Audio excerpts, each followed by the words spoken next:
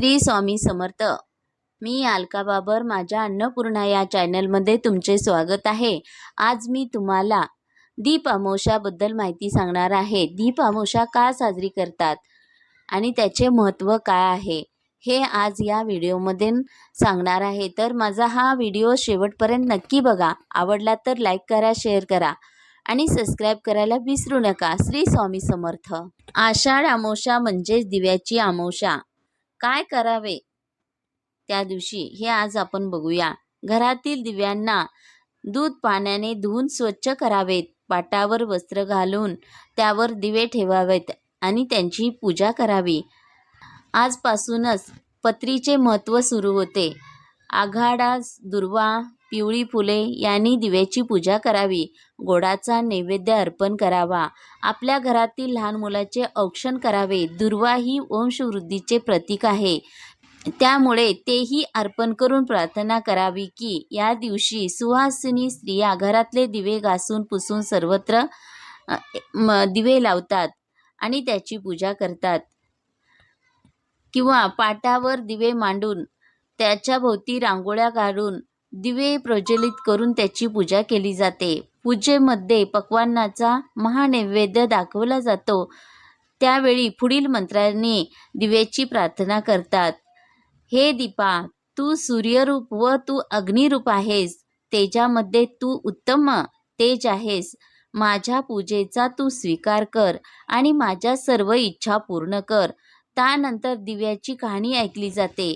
आयुरारोग्य व लक्ष्मी यांची फलप्राप्ती यामुळे होते असं धार्मिक ग्रंथात सांगितले आहे।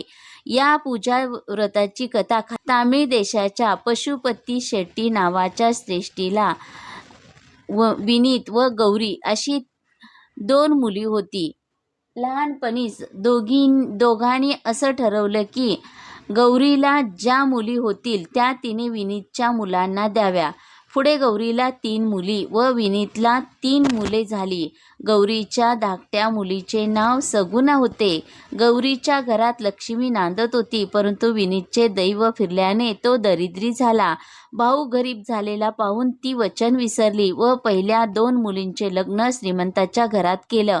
नंतर सगुणेचा विचार सुरू झाला। गौरीने भावाला दिलेले वचन मोडले। ही गोष्ट ऐकून सगुणेला वाईट वाटले।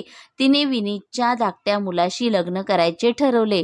गौरी तिच्यावर संतापली, परंतु तिने हेका सोडला नाही। लग्न होऊन ती विनीतच्या घरी आली। गरीबतच संसार सांभाळू लागली। एके दिवशी त्या नगराचा राजा स्नानासाठी गेला असता त्याची रत्नजडित अंगठी ती कठ्यावर ठेवली आणि तो अंघोळीला गेला व एक घार येऊन ती अंगठी उचलून नेली। अंगठी घेऊन घार सगुणीच्या घराच्या छपरावर येऊन बसली। ती खाद्यवस्तू नाही असे समजून तिथेच टाकून उडून गेली। नंतर ती सगुणेला मिळाली। ती राजाची आहे हे समजताच तिने ती राजाला नेऊन दिली।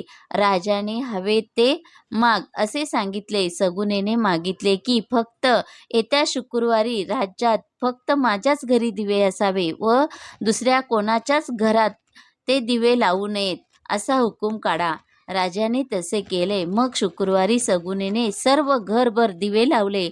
तिने उपवास केला। राज्यात कोणाच्याच घरात दिवे नव्हते। आपल्या 2 दिरांना पुढच्या व मागच्या बाजूंना उभे केले व येणाऱ्या सवाष्ण बाईकडून परत जाणार नाही अशी शपथ घ्या व घरातून मागच्या बाजूने जाणाऱ्या बाईकडून परत येणार नाही अशी शपथ घ्या। त्याप्रमाणे त्याने केले। अशा रीतीने फक्त लक्ष्मी तिच्या घरात राहिली व अवदसा घरातून निघून गेली। या घटनेमुळे सगुणीच्या घरात लक्ष्मी कायमची राहिली व घरात धनधान्य खूप झाले। राज्यातले लोक सगुणेला लक्ष्मीचा अवतार मानू लागले। अशी ही कथा दीप अमावस्येसाठी सांगितली जाते। माझा हा छोटासा व्हिडिओ कसा वाटला नक्की लाईक करून कमेंट करून सांगा। श्री स्वामी समर्थ।